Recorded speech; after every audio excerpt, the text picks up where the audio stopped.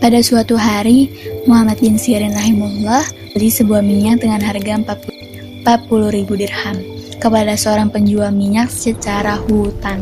Ketika ia membuka salah satu tempat minyak tersebut, Ibnu Sirin menemukan seonggok bangkai tikus yang telah membusuk di dalamnya. Ia pun berujar dalam hati, sesungguhnya minyak ini semuanya tadinya adalah di dalam satu tempat, dan najisnya bukan hanya mengenai tempat ini. Tetapi, jika aku kembalikan minyak ini kepada penjual dengan adanya cacat ini, barangkali dia akan menjualnya kepada yang lain, pikirnya.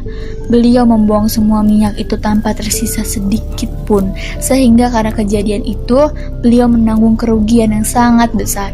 Beliau terlilit hutang akibat sang entrepreneur yang jujur dan wara itu pun gulung tikar. Ketika sang pemilik hutang menagih, beliau tak mampu membayarnya. Sang pemilik hutang merasa dirugikan. Maka ia mengadukan perihal tersebut pada pihak yang berwajib, maka terjadilah sebuah putusan yang akan kembali menguji kehidupan Ibnu Sirin, yaitu dipenjara hingga hutang-hutang beliau lunas. Cukup lama beliau mendekam di dalam penjara. Melihat ketakwaan Ibnu Sirin dan keteguhan agamanya, sang sipir merasa iba. Ia berkata kepada Muhammad bin Sirin, "Wahai Sheikh, jika malam telah tiba, maka pergilah Tuan kepada keluarga Tuan dan tidurlah bersama mereka. Dan jika pagi telah datang, kembalilah kepadaku, lakukan itu terus-menerus sehingga Tuan dibebaskan." Tawar sang sipir, "Tidak, demi Allah, aku tidak akan melakukannya," tolak Ibnu Sirin. "Kenapa?" "Mudah-mudahan Allah memberi petunjuk kepada Anda," tanya sang sipir penasaran. "Supaya aku tidak membantumu atas pengkhianatan terhadap penguasa," ujar Ibnu Sirin menjawab rasa penasaran sang sipir.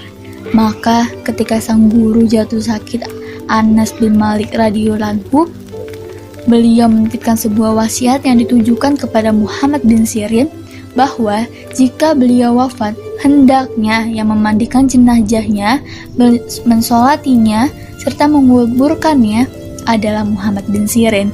Dan ketika tiba saatnya kematian menyapa sang sahabat Rasulullah SAW itu, seseorang datang ke penjara dan meminta agar Muhammad bin Sirin dibebaskan untuk menunaikan wasiat gurunya.